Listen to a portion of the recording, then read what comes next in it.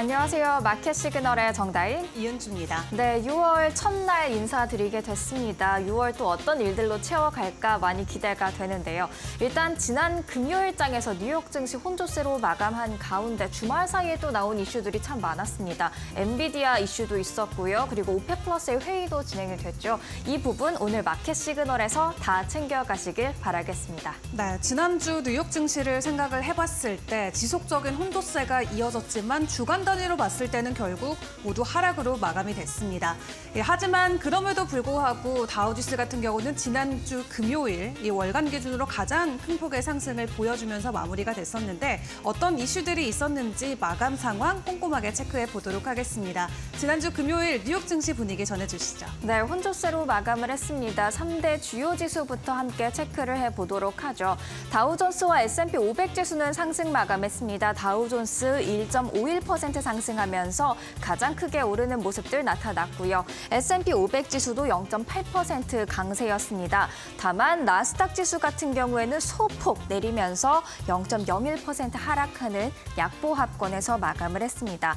다우지수 내에서는 특히 세일즈포스 그리고 유나이티드 헬스가 강한 분위기였는데요. 그간 강세를 유지했던 엔비디아는 금요일장에서 소폭 후퇴를 하면서 나스닥 지수 기술주 중심의 하락세가 좀 돋보였던 것으로 보여지고 있습니다. 히트맵을 통해서 엔비디아의 주가도 한번 같이 확인해 보실까요? 엔비디아가 하락을 하는 모습들이었는데요. 0.79%, 0.8% 가까이 하락하면서 이날 1,100달러 선이 깨지는 모습 나타났습니다. 다른 대형주도 한번 이어서 보시죠. 시가총액 1위 기업인 마이크로소프트 0.11% 강세로 마감을 했고요. 애플도 0.5% 오름세였습니다. 알파벳도 0.23% 강세였습니다. 다만 메타, 아마존, 테슬라 그리고 넷플릭스까지 기술주 부분에서 좀 하락하는 대형주가 나오는 모습들이었습니다. 전체적인 지도를 보면 그래도 대체로 상승한 그런 종목들이 더 많았다라는 것을 알 수가 있죠. 그렇기 때문에 다우와 S&P 500 지수가 오를 때 대형 기술주 중심인 나스닥 지수가 하방 압력을 받은 것으로 보여집니다. 에너지 섹터도 한번 짚고 넘어가고 싶은데요. 오펙 플러스 회의가 지난 주말 사이에 열렸습니다. 사실 금요일장에서 국제 유가는 하락세였습니다. 그럼에도 불구하고 에너지 섹터가 이렇게 전반적으로 강세를 보일 수 있었던 건 오펙 플러스 회의를 앞둔 기대감이랄까요? 그런 영향을 받은 것으로 보여지고 있습니다. 그렇다면 이날의 특징주도 한번 체크를 해보도록 하죠. 델 테크놀로지스가 첫 번째 특징주로 준비가 돼 있습니다. 17% 이상의 급락세를 보였는데요. AI 서버와 인프라 호재로 1분기 호실적을 기록했지만 서버 백로그, 즉 수주 잔량이 예상보다 작다라고 밝히면서 주가 하락세를 이어가는 듯한 모습들이었습니다. 이어서 두 번째 특징주 갭이 되겠습니다. 반대로 호실적을 발표한 이후에 계속해서 주가 상승세를 이어가고 있죠. 금요일장에서도 28%의 폭등세를 나타냈는데요. 계속해서 주가 상승 흐름 이어갈지 지켜보셔야겠습니다. 마지막 특징주는 보스턴 비어가 되겠습니다. 마찬가지로 갭과 마찬가지로 20% 이상의 상승세를 기록을 했죠. 일본의 주류회사 산토리가 이 보스턴 비어와 인수 논의를 하고 있다라는 월스트리트저널 보도에 주가 바로 수직 상승하는 모습들 나타났습니다. 이어서 금요일장에서 중요하게 봤던 지표도 한번 체크를 해보도록 하겠습니다. PC 가격지수, 개인 소비지출 가격지수가 금요일장에 나오면서 시장에 어느 정도 영향을 주었는데요. 이 PC 가격지수란 미국 거주자들이 상품과 서비스를 구매할 때 지불하는 가격을 측정하는 대표적인 물가지수가 되겠습니다. 연준 같은 경우에는 소비자 물가지수 CPI보다는 이 PC 가격지수를 더 중요하게 본다. 그중에서도 근원 PC를 중요하게 본다라고 말씀을 드린 적이 있죠. 4월 근원 PC가 전년 동월 대비 2.8% 증가한 것으로 나타났고요. 전월 대비로는 0.2% 상승한 것으로 나타났습니다. 일단 전년 동월 대비 상승률 3개월째 계속해서 2.8% 수준을 유지하고 있는 반면 전월 대비로는 0.1%포인트 소폭 하락하는 모습들이었습니다. 그렇다 보니까 예상치에 부합한 수준에 머물고 그리고 좀 소폭 둔화하는 모습이 나왔다. 반전은 없었다라는 측면에서 시장에 안도감을 준 것으로 보여집니다. 한편 이날 개인 소비 지출 그 자체에 대한 지표도 같이 공개가 됐는데요. 4월 개인 소비 지출이 전월 대비 0.2% 증가해서 3월에 0.7% 증가했던 것에 비해 크게 둔화하는 모습들이 나타났습니다. 인플레이션까지 반영한 실질 소비 지출 같은 경우에는 0.1% 오히려 하락한 것으로 집계가 됐는데요. 소비자들이 가격에 크게 민감해지면서 소비를 줄였다고 볼 수 있는 겁니다. 소비는 미국 경제의 아주 큰 기둥입니다. 그렇다 보니 이 골드만삭스는 소비가 둔화하고 있다라는 점에 착안을 해서 기존 2분기 GDP 전망치를 0.4%포인트 낮춘 2.8%로 수정하는 모습이 나타났고요. 함께 차트를 보시면요. 애틀랜타 연방준비은행이 집계하는 GDP 나우에서도 일주일 전보다 이 2분기 GDP 예상치가 0.8%포인트 낮아지면서 2.7%로 제시되는 모습들이 나타났습니다. 지난주에 1분기의 GDP 성장률이 속보치보다 0.3%포인트 낮은 1.3%로 잠정치가 발표가 됐었는데요. 이렇게 성장률이 둔화하고 또 성장률 전망치가 둔화하는 것을 보면 경기가 식는다는 측면에서 사실 시장에는 악재로 작용을 해야 하는 게 맞습니다. 하지만 지금 같은 경우에는 시장이 금리 인하를 기다리고 있기 때문에 이렇게 경기가 식을 수 있다라는 시그널이 나오면 오히려 시장의 호재로 작용할 수도 있다라는 점 참고를 하시면 좋겠습니다. 이어서 이번 주 중요한 일정들 한번 체크를 해보도록 하죠. 이번 주에는 굉장히 많은 고용 지표들이 발표가 예정이 돼 있습니다. 4월 구인 이직 보고서도 준비가 돼 있고요. ADP 고용 보고서, 챌린저 감원 보고서, 그리고 금요일에는 대망의 5월 고용 보고서가 발표될 예정인데요. 제롬 파월 미 연준 의장은 계속해서 고용 시장을 주시하고 있다라는 발언을 해왔습니다. 그만큼 이 고용 지표 이번 주 시장이 주목할 것으로 보입니다. 특히 월스트리트저널 같은 경우에는 이 시장 전문가들이 5월 비농업 신규 고용이 17만 8천 명 증가할 것으로 내다봤다라고 보도를 한 바 있습니다. 한편 6일에는 유럽 중앙은행 ECB가 기준금리를 결정하게 되는데요. 계속해서 ECB가 6월에 첫 금리 인하에 나설 수 있다라는 보도가 나왔고 그 가능성 매우 큰 것으로 여겨지고 있죠. 기준금리가 실제로 인하된다면 주요 7개국 G7 가운데 첫 피벗을 보이는 그런 나라가 ECB가 유럽 연방이 되겠습니다. 주목을 해보셔야겠습니다. 이어서 국제유가 체크를 해보도록 하겠습니다. 오펙 플러스 회의를 앞두고서는 좀 하락하는 모습들이 나타났는데요. 1.18% 하락을 했습니다. 다만 주말 사이에 감산 정책이 연장될 것으로 발표가 된 만큼 월요일장에서 유가 반등이 있을지 한번 지켜보셔야겠고요.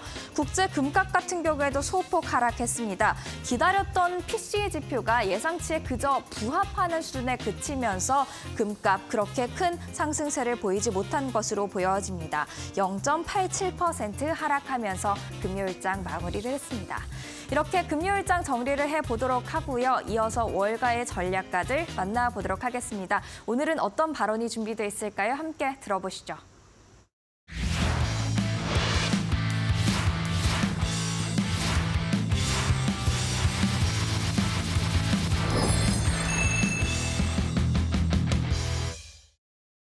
What you're seeing yesterday and today is the risks of concentration and broad equity leadership. So what I mean by that is tech stocks, the IT sectors, the S&P 500, they were down over 2% yesterday, and the S&P was down 70 bips.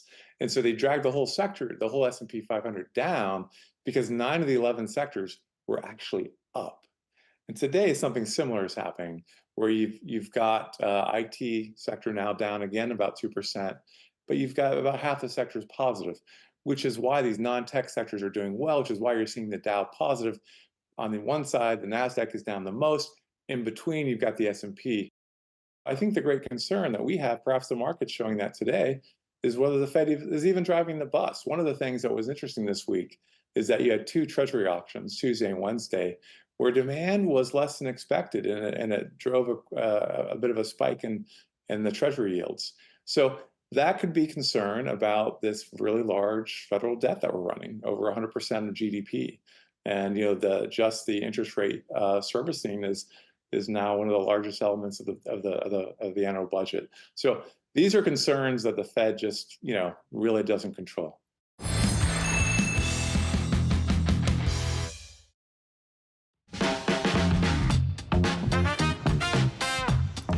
네, 주말 사이 있었던 주요 글로벌 이슈들 함께 확인해보는 Must Know 5 시간입니다.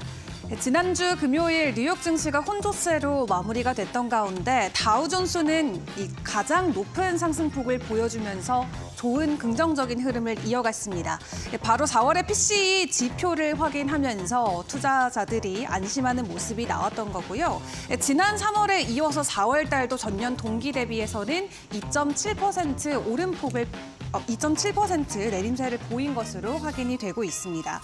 이 전년 대비해서도 2.7% 오름세를 보였던 이 PCE 지표와 대비해서 근원 PCE 물가지수 같은 경우는 전월 대비 0.2% 상승했고요. 전년 동기 대비해서는 2.8% 오름폭을 보였습니다. 모두 시장이 예상했던 예상치와 부합하는 모습이 나오면서 국채 금리 또한 하락으로 마무리가 되는 모습이 나왔죠.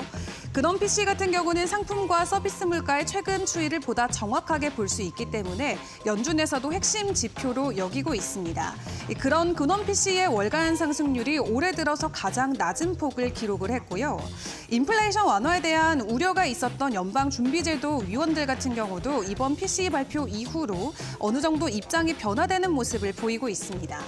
라파엘 보스틱 연준 총재 같은 경우는 인플레이션이 천천히 진행되고 노동시장이 질서 있게 안정화된다면 4분기에 금리 인하를 실제로 생각하고 준비할 시점으로 보고 있다라고 밝히기도 했고요. 이에 따라서 패드워치가 집계하는 기준금리 예상 시점도 앞당겨지고 있는 분위기가 나오고 있습니다. 전날까지는 오는 11월에 FOMC에서 첫 인하 가능성이 높을 것이다라고 예상했던 시장 참여자들이 이제는 9월에 금리 인하를 시작할 수 있다라는 것에 53%의 확률로 베팅에 나서고 있는 상황입니다. 1분기에 인플레이션이 지속적으로 잡히지 않는 모습이 나오면서 인플레이션 고착화와 관련된 우려감이 있었는데요. 이번에 발표된 PCE 이후로 시장의 반응이 확 바뀔 수 있을지 분위기 계속해서 확인을 해보시죠. 그리고 주말 사이 나왔던 또 다른 빅 이슈죠. 오펙 플러스의 감산 합의 소식도 확인을 해보셔야 될 것 같습니다. 원래 올해 말로 예정돼 있었던 이 부분이 내년 말까지 일단 연장된다는 것에 대해서 주요 산유국들이 합의한 것으로 나타났고요. 그로 인해서 유가가 다시 한번 오를 수 있을지 확인을 해보셔야 될 것 같습니다. 이번 감산 조치는 글로벌 공급 과잉을 방지하기 위한 조치로 시장은 풀이하고 있습니다. 미국을 비롯한 다른 비회원 산유국의 생산량 증가, 또 고금리, 또 인플레이션으로 인한 수요 우려 속에서 가격 안정화가 꼭 필요한 상황이었는데요. 최근 미국은 생산량이 급증하고 있는데 최대 석유 소비국인 중국의 경제 상황은 불안한 상황이어서 유가 전망은 그닥 좋은 분위기는 아니었습니다. 이에 주요 산유국들이 결국 원유 감산을 통해서 유가를 올리겠다는 취지를 확실히 밝혀왔고요. 그중에서도 사우디 같은 경우는 유가 상승에 절실한 상황입니다. 이 무함마드 빈 살만 사우디 아라비아 왕세자가 본인이 내걸었던 각종 대규모 건설 프로젝트를 완성하기 위해서는 두바이유가 배럴당 100달러는 돼야 되는 상황인데요. 지난 4월에 중동 지역에 지정학적 위기가 있었을 때 이 두바이유가 배럴당 90달러 선까지 올라가긴 했지만 최근은 다시 80달러 선까지 내려온 상황입니다.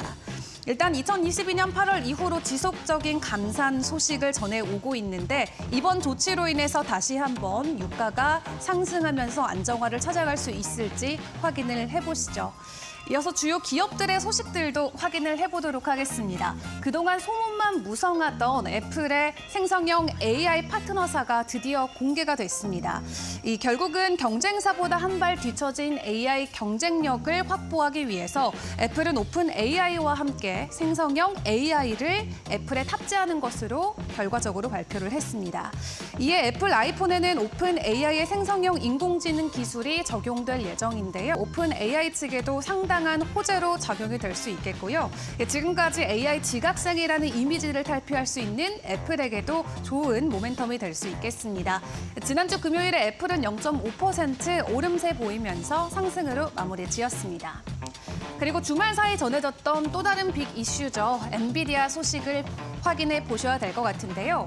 이 젠슨항 CEO가 대만 한 대학교에서 열렸던 이 이벤트에 참석해서 이 앞으로 엔비디아의 차세대 AI GPU인 루빈을 새롭게 공개했습니다. 지금까지는 호퍼 라인이 유지가 됐었고 올해는 블랙웰이 출시가 되죠. 그리고 2026년부터는 새롭게 루빈 플랫폼이 공개가 된다라고 하는데요. 이 본격적인 양산은 26년부터 시작이 되고 차세대는 27년부터 양산할 계획이라고 합니다. 최근 실적 설명회에서 젠슨항 CEO 같은 경우는 매년 신제품을 출시하겠다라는 계획을 발표한 바 있었습니다. 2년 전에 발표됐던 호퍼의 후속 기술인 블랙캣 GPU의 플랫폼이 정식 운영하기 시작할 것이라고 이번 이벤트를 통해서 다시 한번 언급을 하기도 했고요. 구체적으로 루빈 GPU와 관련돼서는 사양에 대해서 전해진 바는 없습니다.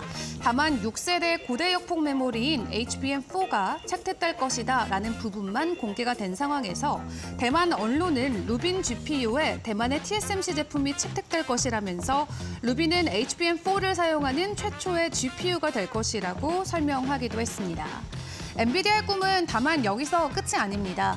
젠슨항 CEO는 엔비디아가 AI 반도체만 잘 만드는 하드웨어 기업이 아니라 AI 기술 구현의 관문 역할을 하는 플랫폼 기업으로 도약하겠다는 전략을 공표하기도 했는데요. 이 엔비디아가 앞으로 의료나 우주 또 로봇 등의 첨단 산업 분야에 특화된 AI 소프트웨어를 만들어가겠다라고 공개하기도 했습니다. 사실 2년 전까지만 하더라도 게임용 반도체 회사였던 엔비디아가 이제는 세계 AI 반도체 시장의 90%를 장악하면서 지금은 세계에서 세 번째로 큰 초거대 기업이 됐는데요. 아직까지도 월가에서는 엔비디아와 관련돼 저평가 구간이다라는 코멘트를 내놓을 정도로 앞으로 엔비디아의 성장 가능성은 무궁무진해 보입니다. 마무리로 암호화폐 시장 상황도 확인을 해보도록 하겠습니다. 토요일 오전에 나온 속보였습니다. 바이든 대통령이 결과적으로 친암호화폐 서명과 관련돼서 거부권을 행사를 했습니다. 바이든이 조만간 암호화폐와 관련돼서 보다 친화적인 모습을 보여줄 것이다라는 시장 기대자들의 참여가 있었지만 그를 뒤바꾸는 입장이 나오면서 시장에서는 실망의 목소리가 크게 나왔습니다. 그럼에도 불구하고 비트코인을 비롯한 주요 암호화폐들은 큰 폭의 하락을 보여주지 않은 채 주말 사이 지속적인 횡보권을 이어갔는데요. 일단 바이든 대통령이 거부권을 행사했기 때문에 다시 한번 해당 의결은 하원으로 내려가서 3분의 2의 동참을 받고 다시금 올라올 수 있을 것으로 보여지고 있습니다. 앞서 이더리움의 현물 ETF를 승인을 했던 만큼 바뀐 기조를 기대했지만 그렇지 않은 단호한 바이든의 모습에 이 암호화폐 시장은 다시 한번 긴장을 하는 모습을 보여주고 있습니다. 지금까지 주요 이슈들 함께 확인해보는 머스트 노우 5 시간이었습니다.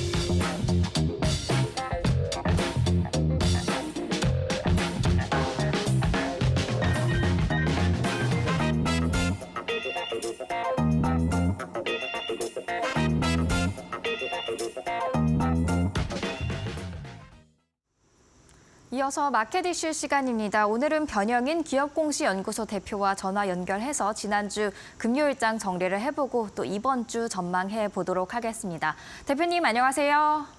네, 반갑습니다. 네, 지난주 금요일장부터 간략하게 정리를 해보도록 하겠습니다. 일단 다우지수 같은 경우에는 최대 상승폭, 12개월 내 최대 상승폭을 기록하는 모습들을 보였지만 나스닥 지수는 기술주가 좀 흔들리면서 약보한 마감을 했습니다. 어떻게 정리를 할 수 있을까요? 네. 우선 전거래일 미국 3대 지수 4월 근원 PCE 지표가 시장 전망치를 소폭 하회했던 부분, 그리고 대체적으로는 시장 전망치에 좀 부합하면서 안도하는 모습을 보이지 않았나라고 좀 판단되고 있습니다. 다우존스 지수의 경우에는 12개월 최대 상승폭을 좀 기록을 했는데, 나스닥 지수의 경우에는 보합권 하락 마감을 하면서 이거래일 약세를 좀 보이는 모습이었습니다. 특히 에너지주가 한 2%대로 좀 급등을 했고요. 유틸리티 업종도 1%대 상승세를 좀 보였습니다.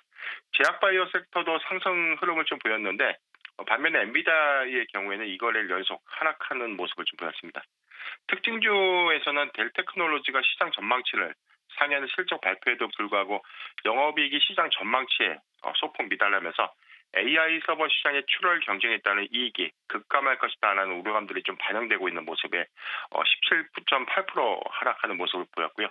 이 여파에 따라서 슈퍼마이크로 컴퓨터의 주가도 5%대 급락하는 모습을 보였습니다.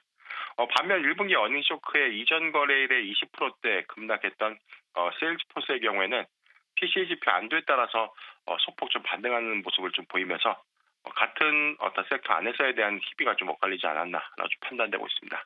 미국 국채금리의 PCE 지표에 관련 어떤 영향들, 이 부분은 10년물 국채금리가 4.5%대로 다시 재하락하는 부분으로 영향을 좀 작용했는데, 여기에 더해서 하반기 금리나 시작 기대감 속에 대체적으로 이 미국 단기 장기 채권 금리의 경우에는 하락 전환하는 모습을 좀 보였고, 다만 좀 당분간 주요 기술주들의 좀 실적 호보, 실적 혼조로 인해서 수급이 변곡점으로 예상됐던 이 PCE 지표가 좀 안도했던 부분들, 이 부분은 투자 심리가 좀 크게 좀 개선되거나 완화되지 않을까라고 좀 판단되고 있고, 특히 성장주 위주의 수급 이입이 기대되는 상황이었습니다. 말씀 중에 또 제약바이오 섹터가 지난주 좋았다고 말씀을 해주셨는데 아무래도 지난 31일부터 진행됐던 이 세계 3대 암학회 중 하나인 아스코에 대한 기대감이 반영됐다라고 볼 수 있을까요? 예, 그렇죠. 우리가 지난 4월에 개최됐던 AACR, 미국 암학회의 경우에는 기척 파이프라인, 그리고 전임상 데이터를 의제로 좀 진행됐다면, 이번 아스코의 경우에는 주력 파이프라인의 임상 성과, 그리고 중간값을 공개하는 학회라는 관점에서 질적인 차이가 좀 더 있습니다. 이번 아스코 2024에서는 혈액암, 그리고 비소세포 폐암, 유방암 임상 성과가 가장 크게 주목되고 있는데, 일단 혈액암의 부분에서는 화이자라든가 GSK의 임상 3상 성과, 그리고 비소세포 폐암은 아스트라제네카와 길리어드, 존슨앤존슨의 임상 3상의 성과가 좀 예상되고 있습니다. 유방암 부분에서는 아스트라제네카 그리고 머크의 임상 3상 성과가 탑 라이너로 좀 부각되고 있는데, 아직 일정이 좀 개최 중인 부분이기 때문에 향후 임상 성과에 따른 주가 변동은 좀 있을 수 있지 않나라고 좀 판단되고 있습니다. 두 번째 부분은 서버 전문기업 델 테크놀로지의 1분기 어닝 쇼크 부분인데, 우선 1분기 매출에 관련된 부분은 시장 전망치로 웃던 222억 달러를 좀 기록했는데, 다만 영업이익이 기대치를 소폭 하회했던 부분, 이 부분이 전체적인 AI 서버 매출이 2배 이상 증가했음에도 불구하고 영업이익의 전망치에 대한 우려감들이 AI 서버 경쟁 심화에 따른 이익 감소, 이 여파로 좀 이어지지 않을까라는 우려감이기 때문에 이에 따른 AI 모멘텀 수급 위축이 당분간 좀 예상되고 있지 않나라고 좀 판단되고 있는 상황입니다. 네, 델은 그렇게 급락세를 이어가는 반면 또 주말 사이 엔비디아는 루빈을 이제 최초 공개를 하면서 또 반도체에 대한 어떤 영향을 줄지도 궁금하고요. 또 아스코가 개최한 가운데 국내 제약 바이오주에도 어떤 흐름이 있을지 궁금한데 국내 증시 어떻게 전망하고 계신가요? 네. 우선 우리 증시 역시도 이 근원 PC 지표가 시장 전망치를 소폭 하회했던 부분, 이 부분에 관련된 관점에서는 하반기 금리 인하 시작 기대감에 관련돼서 수급 요건들이 좀 완화되지 않을까라 좀 판단되고 있습니다. 아스코 2024 개최에 관련된 부분에서도 국내 기업 역시 개별 임상 성과가 좀 주목되고 있는데, 단기 성과 또는 시판 허가 등에 관련된 개별 모멘텀에 대해서 좀 주목을 해야 될 것 같고요. 이에 따라서 AI 모멘텀 부분에 대해서는 델 테크놀로지 영향이 소폭 반영이 되면서 반도체주, AI 섹터의 단기적인 수급 정체가 좀 예상될 수 있는데, 제약 바이오 그리고 로봇주, 원전 섹터의 수급으로 좀 이동되면서 상승 탄력도가 소폭 커지지 않을까라고 좀 보고 있습니다. 오픈 AI의 로봇 전용 AI 연구, 재개 소식 부분에 관련돼서는 로봇주 수급이 좀 주목되고 있고요. 국내 11차 전력 수급 기본 계획의 실무안이 발표됨에 따라서 원전 섹터의 경우에도 계속해서 좀 모멘텀 관점에서는 부각될 수 있는 여파가 좀 남아있다라고 좀 보고 있기 때문에 해당 섹터의 단기적 접근은 유효하지 않나라고 좀 판단되고 있습니다. 네, 바이오 로봇 원전주에 주목할 필요가 있다라고 말씀해 주셨습니다. 말씀 감사합니다. 네, 고맙습니다. 네, 이어서 시장에 영향을 미칠 수 있는 마켓 리더들의 한마디 듣고 오겠습니다.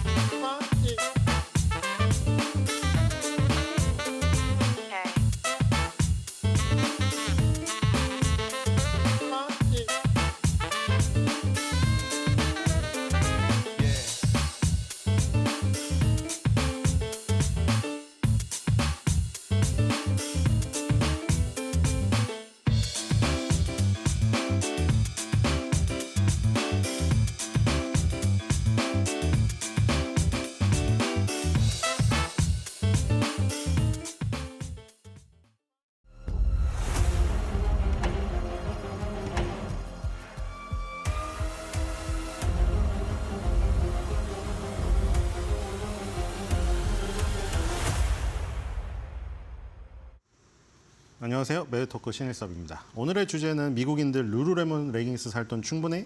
피트 실업률과 시간당 평균 임금입니다. 자, 제가 그 연휴 전에 넷플릭스의 아베크롬비 다큐멘터리 시리즈 보라고 추천드렸는데 보신 분 손 들어보세요. 아, 많으시군요. 네, 아베크롬비가 어떻게 살아났는지 정말 신기하지 않습니까? 어떻게 그렇게 살아날 수가 있죠? 어쨌든 그 아베크롬비의 실적과 주가에서 우리가 유추해 볼 수 있는 건 뭡니까?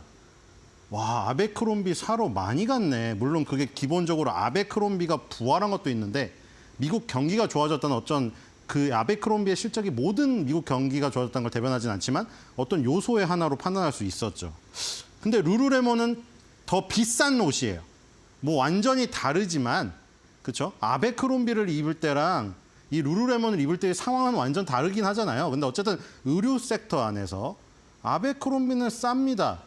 그 다큐멘터리도 나오지만 이제 폴로 라이프로렌 같은, 폴로 라이프로렌은 뭔가 뭐라 그러지? 이게 날라리, 완전 날라리는 아니잖아요. 그 밑에 약간 이상한 포지션을 구축했었죠. 백인이 막 놀고 사교적으로 모임 갖고 이런데. 근데 가격이 싸요. 우리나라에서 그렇게 뭐 우리나라에서 바가지를 씌웠다고 하는데도 홀리스터나 그런 거 티 18,000원 막 이랬어요. 그렇기 때문에 거기는 실적이 좋은데, 자, 룰루레몬은 가격 자체가 비싸단 말이에요. 근데 만약에 룰루레몬 실적도 좋으면은 야, 저거는 룰루레몬까지 마음껏 살 정도로 미국인들 지갑이 두툼하구나. 그거잖아요, 결국. 그러니까 이번 주에는 고용 지표가 엄청나게 쏟아지거든요. 그러면 이제 고용 지표에 따라서 룰루레몬의 실적까지 연관해서 생각해 보면은 고용 지표가 굉장히 좋고 미국인들의 지갑이 두툼해져 가지고 룰루레몬까지 살 정도로 뜨겁다. 아, 그러면 또 파월이 금리 인하를 안 하겠네, 이렇게 되는 거예요. 그렇죠? 근데 반대로 또 너무 나빠가지고 룰루레몬 실적 폭락하고 미국인들 고용 지표 너무 안 좋아 버리면은 야, 금리 인상을 안 해, 이제 멈췄는데, 여기서 지금 아예 그러면은 멈춘 걸로는 효과가 없고 인하를 인하를 확 해가지고 살려야 되나? 그러니까 똑같이 인하를 하는데 어떤 시점이냐가 중요한 거예요, 지금. 지금 고용 지표가 너무 뜨겁지도 차갑지도 않게 나와야 되고 기업의 실적은 좋게 나와야 돼요. 매번 말하지만 지금. 자, 6월 3일 월요일 날 S&P 스탠다드 앤 푸어스에서 미국 제조업 PMI가 나옵니다. 구매 관리자. 기업에서 여러 가지 구매를 담당하는 관리자가 있을 거 아니에요.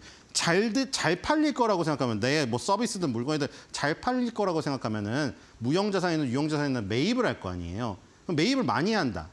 매입을 많이 하고 싶을 정도로 심리가 좋다. 심리지수거든요. 그러면 이게 좋게 나오겠죠. 설문조사입니다. 이거는 직접 설문을 물어보는 거예요. 어떻게 생각하냐고. 확장이냐 축소냐 동결이냐 그거예요.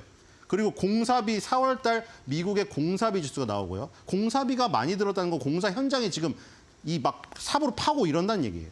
ISM 제조업 지수가 나옵니다. ISM에서 하는 제조업 지수가 있고 S&P에서 하는 제조업 지수가 있어요. 스탠다드 앤 푸어스가 마킷이라는 설문조사 회사를 인수했거든요. 여기는 마킷이 주도로 하는 거고 ISM이 주도라는 거예요.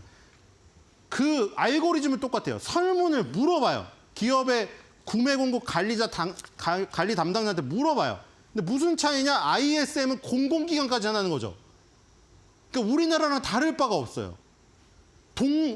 동사무소도 물론 아이디어가 필요하겠죠. 뭐 에어로빅 반을 개설한다든가, 그렇죠? 웃긴 얘기 아니라 아이디어가 필요한데, 자, 동사무소 예를 들면 동사무소 직원의 상상력보다 게임 회사나 아니면은 뭐 마케팅 회사에 다니는 사람의 상상력이 더 필요한 거 아닌가요? 맞죠? 그리고 공공기관 공무원들은 상대적으로 어떨 수밖에 없죠? 미국도 똑같아요. 보수적일 수밖에 없죠. 당연히. 그러니까 ISM 제조업 지수에 공공기관의 설문조사가 들어가 있다는 거는 더 보수적으로 나오겠죠. 경기 전망을 더 보수적으로 하겠죠. 공무원들은. 그렇죠? 그러니까 이 S&P PMI보다 ISM PMI가 조금씩 수치가 더 낮게 나와요. 그런 경향성이 있어요. 그 다음에 실적 발표는 긴랩이 있고요. 긴랩은 우리가 줌 비디오 커뮤니케이션으로 코로나 때 화상회의 많이 했잖아요. 밖에 못 나오고 회사에 출근을 못 하니까. 긴랩은 그 도구, 화상회의를 할 수 있는 도구와 어떤 그런 시스템들 제공하는 회사이기 때문에 이것도 코로나 이후에 엔데믹에서의 어떤 성장 가능성을 볼 수 있는 것이고요. 그 다음에 SAIC 실적 발표가 있습니다. 자, 6월 4일 이제 주 중반으로 갈수록 고용 지표는 계속해서 나오게 되는데요. 6월 4일 화요일 날 이제 공장 주문이 있고요. 이건 공장에서 얼마 주문했느냐고 이제 채용 공고가 나옵니다. 자, 기업 담당자가 채용 공고를 많이 내면은 일자리가 많이 필요하다는 얘기죠. 회사가 잘 돌아가니까요. 채용 공고 건수가 높아지면은 경기가 좋아져서 채용을 많이 하려고 하는구나. 이걸 알 수가 있겠고요. 크라우드 스트라이크 홀딩스, 휴렛 패커드, 그다음에 베스앤 바디웍스. 베스앤 바디웍스도 소비주죠. 이 실적 발표가 있습니다. 자, 6월 5일 수요일입니다. 자, 스탠다드 앤 푸어스 서비스 PMI죠. 아까 월요일은 제조업 PMI고 이 지금 수요일은 서비스업입니다. 미국은 사실 중국이 제조업으로 좀 더 중점을 두고 있지 미국은 서비스잖아요. 그러니까 서비스 PMI는 제조업보다 더 높게 나오겠죠. 왜냐하면 서비스업에 종사하는 사람들은 자신감이 더 넘쳐요, 지금. 제조업 분야보다. 그리고 이것도 마찬가지죠. 스탠다드 앤 푸어스에서 하는 게 있고 ISM에서 하는 게 있죠. 똑같은데 이것도 마찬가지예요. 공공 서비스를 제공하는 공무원들한테 물어보니까 더 보수적으로 나올 가능성이 있어요. 그다음에 ADP에서 민간 부문 고용 5월 달께 나오고요. 미국의 생산성, 미국의 무역 적자. 자, 그다음에 드디어 룰루레몬 실적이 6월 5일 수요일에 나오죠. 그러니까 여기서 결국 하나의 어떤 타이틀로 집중이 되는 겁니다. 미국인들이 룰루레몬 살 돈이 있는가? 이번 주의 주제는 그냥 그거예요. 그다음에 달러트리, 6달러 트리에 6 이거는 지워야 돼요. 달러트리. 자, 달러트리도 마찬가지죠. 이것도 뭐 요즘에 소비에 양극화기 때문에 경기가 좋아지면 양쪽이 다 좋아져요. 그렇죠? 달러트리 같은 100원샵 가서 사는 것도 많은 것이고 룰루레몬까지 비싼 것도 사는 거는 이게 둘 다 좋아져 버리면은 그렇죠? 이건 그냥 소비의 양극화라는 소비의 특징이지 경기가 죽은 게 아니라 경기가 어려워가지고 달러트리만 간다면 룰루레몬은 안 좋게 나오고 달러트리만 좋게 나오겠죠. 둘 다 좋게 나오면은 이건 그 소비의 양극화의 어떤 특징이고 그거는 그냥 어쨌든 간에 달러트리 100원 샵을 가든 룰루레몬 비싼 걸 사든 지금 소비 지갑을 열고 있네 이렇게 되겠죠. 자, 캠벨스프 소비 이것도 마찬가지죠. 지금 그 식품주도 다 좋게 나오고 다 좋죠. 식품주가 우리나라는 삼양식품만 좋은데 얘는 식품주가 다 좋아요 지금. 캠벨스프 나오고 이런 것들 나옵니다. 6월 5일 룰루레몬 실적 이게 지금 주중에 가장 중요한 순간인 것 같고요. 6월 6일 목요일 자 이미 현충일을 지났죠. 우리나라는 쉬지만 또 이제 서학개미 분들은 잠을 못 이루실 것 같습니다. 최초 실업수당 청구 건수 이거 항상 목요일날 나오죠. 목요일날 나오고 미국의 생산성 및 비용 나오고 도큐사인, 니오 그다음에 스모커 잼 아침마다 빵에 발라 드시는 분 계시죠. 그리고 3사라 나옵니다. 니오 전기차 관련주 관심 있으신 분들은 니오의 실적에 또 관심이 있으시겠네요. 그렇죠? 테슬라 주주분들이 많으시잖아요. 6월 6일도 중요한 게 많고요. 6월 7일 금요일 날 자, 금요일 날도 또 중요한 게 나와요. 지금 고용 지표가 계속해서 나옵니다. 6월 7일 날 미국의 고용 보고서가 나옵니다. 얼마나 고용을 했는지, 얼마나 이직을 해갖고 새로운 사람이 들어왔는지 그게 나와요. 소비자 신용하고 도매 재고가 납니다. 자, 그래서 이번 주에는 계속 고용에 관련된 지표가 나온다. 이게 왜 중요하죠? 지금 가장 핵심이 뭡니까? 금리를 인하를 해야 되냐, 동결을 해야 되나, 혹은 마이너리티 리포트로 다시 금리 인상을 해가지고 또 물가를 잡아야 되나 마느냐. 그게 지금 다 이 고용 지표. 왜냐면 고용이 그러니까 아주 좋게, 너무 좋게 나와서 예를 들어 극단적으로 너무 좋게 나와가지고 평균 임금이 막 급상승하는 거예요. 근로자한테 대한 지불해야 될 돈이 너무 많은 거예요. 그래가지고 그 돈을 막 펑펑 쓰고 루루레몬을 막 한 명당 매장에서 100만 원씩 결제를 해. 그렇게 뜨거워버리면, 너무 뜨거워버리면은 또 가열될까봐 금리 인하는 꿈도 못 꿔요. 그렇죠? 근데 고용이 완전 엉망진창이 돼가지고 실업수당 청구 건수는 치솟고 임금은 깎이고 그러면은 집에 밖에 나가서 루루레몬을 살 돈이 어디 있어요? 그러면 또 이거 어떻게 해야 될지 고민하는 거죠. 그러니까 어느 정도권 나오느냐 그거에 따라서 주식시장 해석을 할 것이다. 자, 지표를 하나씩 보겠습니다. 빨리빨리 보도록 하겠습니다. 자, 지금 PMI가 나오죠. 자, 보통 그냥 여기 아무것이 안 써 있으면은 스탠다드 앤 푸어스예요. ISM은 써 있어요. 그렇죠? 그 스탠다드 앤 푸어스는 아까 뭐라고 했죠? 공공부문, 공무원한테 안 물어봤다는 거예요. 이게 그냥 설문조사기 때 설문지 돌리는 거야. 너 어떻게 좋게 생각해? 나쁘게 생각해? 이건 제조업이죠. 매뉴팩tur. 제조업 현장에 있는 구매 공급 담당자한테 물어본 거예요. 너 앞으로 경기 좋게 생각해? 나쁘게 생각해? 50이 넘으면은 경기가 좋다고 생각하는 사람이 많은 거고 50이 밑으면은 경기가 안 좋다고 생각하는 사람이 많은 거예요. 향후의 예상이 실제 이렇게 됐다는 게 아니라 그 담당자들의 예상인데 지금 언제부터 50이 됐습니까? 한 세 번째 전부터 지금 예상치를 뛰어넘으면서 50이 넘고 있죠. 바로 직전에는 예상치 하회를 했어요. 근데 어쨌든 지금 50이 넘어가고 있다는 거죠. 지금 보시면은 계속해서 50 밑이었거든요, 거의 다. 그렇죠? 예상치든 실제치든 다 50 밑이었어요. 이 코로나 때 이거 보세요. 코로나 때 이랬다고요, 지금. 그러니까 어쨌든 지금 다시 뭔가 제조업에 있는 이 ISM에서 스탠다드 앤 푸어스에서 조사한 공공기관을 뺀 이 제조업 지수 여기에 물어봤더니 좋게 생각하는 사람들이 많아지고 있다, 지금. 이렇게 나오고 있습니다. 자, 다음으로 넘어가겠습니다. 자, 이제 ISM이죠. 자, ISM은 어때요? ISM은 50으로 넘어간 지가 지금 한 번밖에 안 됐어요. 그러니까 공무원들은 약간 보수적으로 판단하는 경향이 여기도 있어요. 그렇죠? 공무원들은 너무 경기가 좋아지는 것 같아도 되게 속으로 하고 잘 안 말해요. 그렇죠? 안 좋아질 거라고 그냥 약간 보수적으로 얘기해요. 그러니까 이제 돌아서고 있잖아요. 이게 ISM은 조금씩 느리고 수치가 낮아요. 그렇죠? 저번에 50이 예상치였는데 49.2로 하회를 해버렸어요. 그렇죠? 시장의 예상치는 50 정도 딱 반반이라고 생각했는데 49.2가 나왔습니다. 자, 이번에는 어느 정도 것으로 나오느냐가 중요하겠죠. 그러니까 결국 그거죠. 너무 확 나와도 안 되고 너무 낮아도 안 되고 그냥 예상치 부합이 제일 좋아요. 지금 상황에서는. 자, 다음으로 넘어가겠습니다. 자, 이거는 이제 건설 비용이죠. 컨스트럭션 스펜딩. 얼마나 이 비용이 들었는가. 저번 2번 연속 예상치에 비해 낮게 나와버렸어요. 그러니까 이거는 사실 근데 보시면은 어떤 트렌드가 없죠? 너무 변동이 심합니다. 그 중요도도 여기 보면은 빨간색이 아니라 노란색이에요. 색깔이 빨간색일수록 중요 지표거든요. 크게 중요하진 않은데, 그렇죠? 이것도 뭐 예상치 부합 정도로 나오면 되겠죠. 건설 현장에서 얼마나 뭐 비용이 쓰였는가 예상치에 부합하면 되겠죠. 그리고 다음으로 넘어가겠습니다. 네, 이게 잡 오프닝입니다. 이제 구인 건수예요. 구인 광고 건수. 이게 중요하죠. 이게 잡 오프닝이 여기 제2호가 잡 오프닝이에요. 여기 뒤에는 이직이거든요. 근데 이거는 구인 공고수입니다. 구인 공고수가 바로 직전에는 예상치 하회를 했고요. 구인 공고수가 지금 전체적으로 줄어들고 있죠.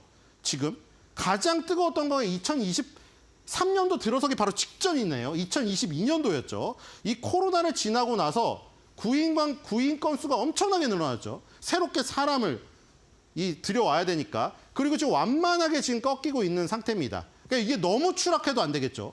구인 공고 건수가 확 추락해버리면 예상치 대비해서 너무 하해해버리면은 이거 기업들이 어려워서 신규 채용 안 하네. 이렇게 돼버리는 겁니다. 자, 이 추세를 보시면 될 것 같고요.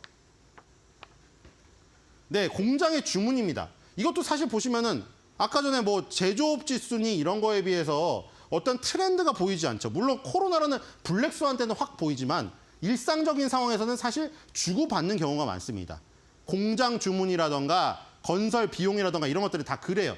그래서 그렇게 크다지 중요하지 않아서 이것도 노란색인 겁니다.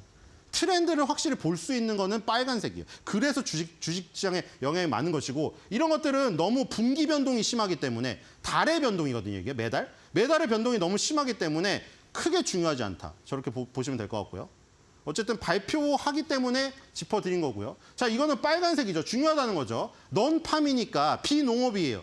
비농업 비농업에서 얼마나 고용 수가 늘어났느냐. 19만 2천 건인데 이것도 지금 예상치 부합 정도만 나오면 됩니다.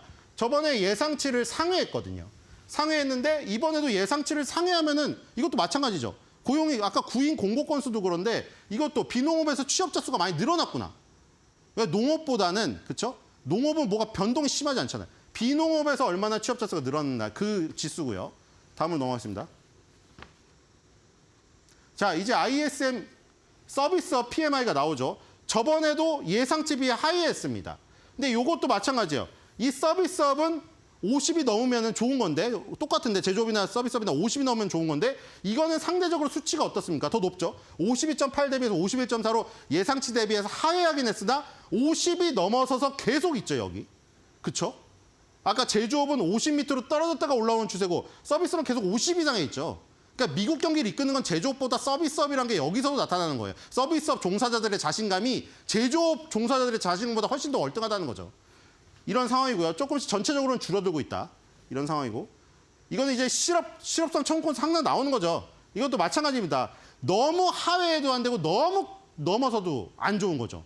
실업성 청구 건수는 목요일마다 나오는데 신규 실업성 청구 건수 이번에도 예상치 부합 정도 나오면 될 것 같아요. 요 정도 이렇게 3분기 전인가요? 이런 식으로 3주 전인가요? 여기에 예상치보다 너무 이렇게 가파르게 나와버리면 또 문제가 되는 거죠. 야, 실업수당 청구 건수 이렇게 많아? 이거 안 되겠네. 이거 너무 힘드네 또. 이렇게 돼버립니다. 그렇기 때문에 너무 크게 나와도 안 되고 너무 작게 나와도 안 된다. 항상 목요일마다 나오는 거고요. 네, 시간당 평균 임금입니다. 시간당 평균 임금도 너무 좋아져도 안 되고 너무 나빠져도 안 돼요. 그렇죠? 네, 다음으로 넘어가겠습니다. 자, 이거는 이제 이것도 비농업 고용자 수입니다. 이것도. 네, 이것도 마찬가지고요. 넘어갈게요. 네, 실업률입니다. 실업률 지금 3.9%예요. 실업률 조금씩 올라가고 있거든요. 이거 너무 확 치솟아서 4% 5%대로 다시 치솟으면 안 돼요. 그렇죠? 자, 실적 발표입니다. 실적 발표. 예, 루루레몬이 제일 중요하고요. 수요일 날 루루레몬 장후에 요 실적을 주목하시기 바랍니다. 자, 그래서 이 제목에 나와 있어요. 미국인들은 루루레몬 레깅스 살 돈 충분해? 바로 이번 주의 주제고요. 그래서 제 예상은 이겁니다. 어렴풋이 들리는 콧노래. 룰루룰루룰루룰루룰루.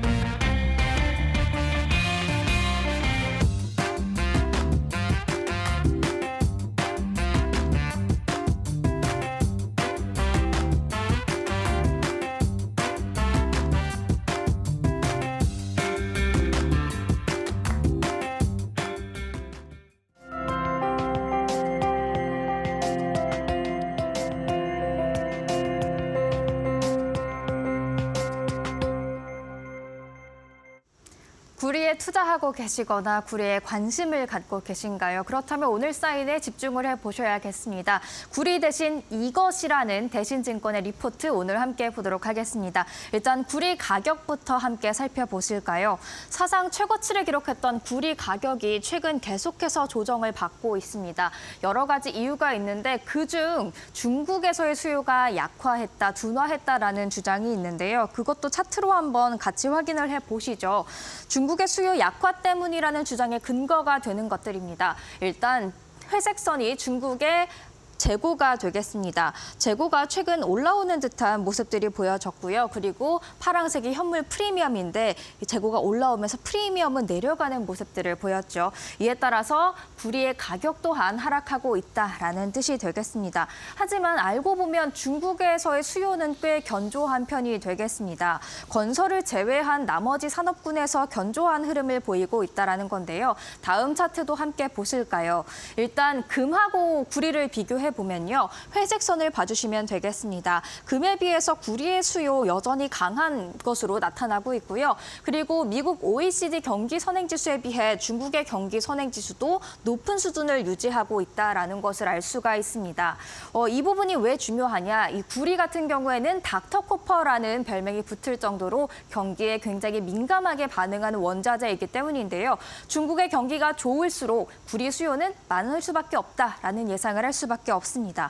최근 중국의 경제 성장률도 상향 조정되는 모습들이 나타났죠. 4.6%에서 5%로 올라갔고요. 그리고 현재 중국 정부가 굉장히 많은 지원책들을 내놓고 있습니다. 추가 금리 또 지준율 인하도 있었고요. 중국 당국은 첫 주택 규제 완화에 나서는 모습들 보이기도 했죠. 관련된 기사도 한번 같이 체크를 해보시죠. 한번 같이 보실까요? 5월 17일에 중국의 추가 지원책까지 나오고 있어서 굉장히 중국의 경기가 지금 부양하려는 의지가 높은 만큼 구리 수요가 약할 수는 없다라는 생각이 들기도 합니다. 중국의 수요 약화로 구리 가격이 조정을 받고 있다라는 주장에 근거가 좀 약할 수 있다라는 거죠. 그래서 대신증권은 두 가지의 다른 이유를 들었습니다. 한번 체크를 해보시죠. 대신증권 같은 경우에는 구리 가격 조정의 이유로 가격 전가 그리고 대체재로의 수요 이탈을 들었습니다. 일단 가격 전가부터 체크를 해보도록 하겠습니다. 최근 데이터 센터 등 AI 열풍으로 인해서 구리 수요가 빠르게 성장할 것으로 예상이 되자 이 투기적인 포지션이 많이 들어왔습니다. 파란색 선이 구리에 대한 투기적인 포지션 순매수 비율을 뜻하는데요. 최근 가파르게 올라온 것 확인하실 수가 있죠. 이에 따라서 구리 가격 또한 오르는 모습들을 나타냈습니다. 가공기업 입장에서는 이렇게 투기 세력까지 가세해서 높게 형성된 구리 가격을 받아들이기가 어려울 수 있을 겁니다. 그래서 대체재로의 수요 이탈이 나타났다라고 대신증권 분석을 했는데요. 대체재가 무엇이냐? 바로 알루미늄이 되겠습니다. 사실 알루미늄의 성능이 구리만큼 좋지는 않습니다. 다음 차트 함께 보실까요? 전기 전도나 열전도 측면에서 모두 구리보다는 못한 성능을 나타내고 있죠. 하지만 고순도 구리가 필요한 게 아닌 이상 알루미늄으로 대체가 가능하고요. 또 가전, 전자기기, 자동차 등에서도 에너지 효율 등급에만 영향을 줄 뿐 충분히 이 구리를 알루미늄으로 대체할 수 있다라고 합니다. 그렇기 때문에 이 알루미늄이라는 대체재로 수요가 이동을 하면서 구리 가격이 조정을 받고 있다라는 게 대신증권의 분석이 되겠습니다. 그렇다면 구리 가격 계속해서 하락하는 걸까요? 또 그런 건 아닙니다. 장기적으로는 상승 추세가 이어질 것으로 전망을 하고 있습니다.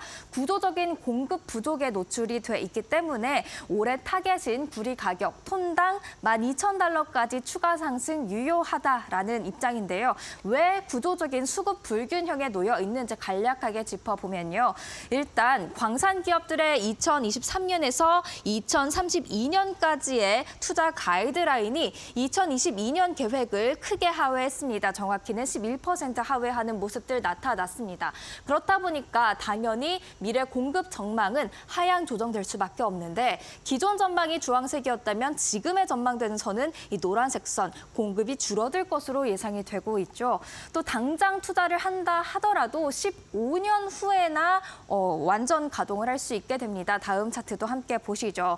구리를 발견 탐사부터 또 완전 가동하기까지 걸리는 시간 15년으로 굉장히 긴 편이고요. 또 기존 광산은 노후화로 인해서 생산성이 계속해서 하락하고 있기 때문에 기존 광산을 활용한 공급 증가도 기대하기가 어려운 상황입니다.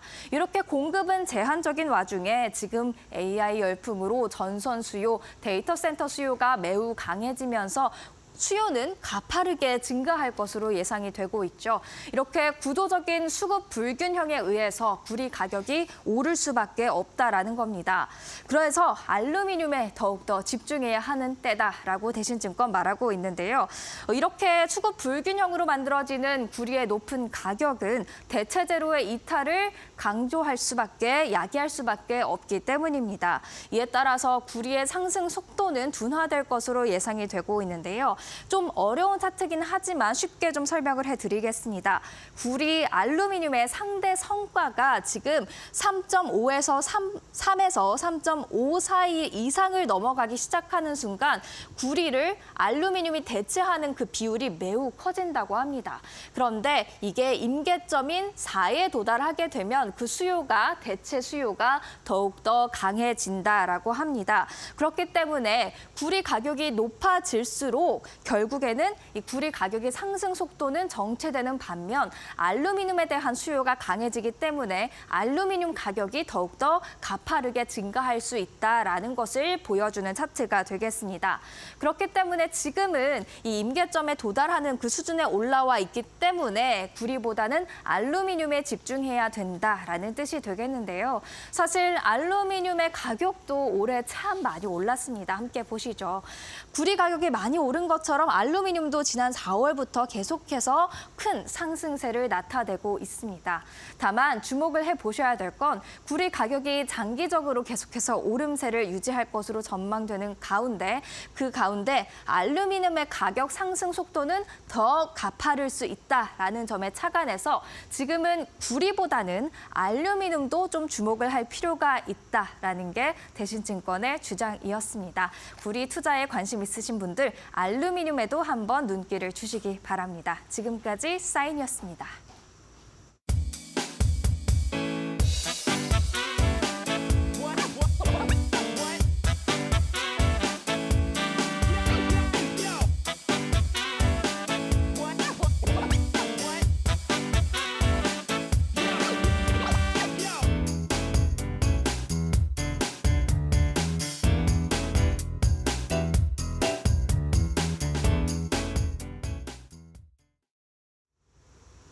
주말 사이에 여러 이슈들이 나왔습니다. 엔비디아가 루빈을 최초 공개했고 오펙 플러스 회의도 진행이 됐고 이에 따라서 이 주말 사이의 이슈들 국내 증시가 또 어떻게 소화할지가 중요할 것 같은데요. 네, 또 PC가 잘 발표가 된 만큼 오늘 국내 증시 추가적인 가격 상승을 보여줄 수 있을지 저희 2부 코리안마켓 시그널에서 구체적인 개장 전략 함께 챙겨보도록 하겠습니다. 그럼 저희는 잠시 후 7시에 다시 돌아오겠습니다. 채널 고정해주세요.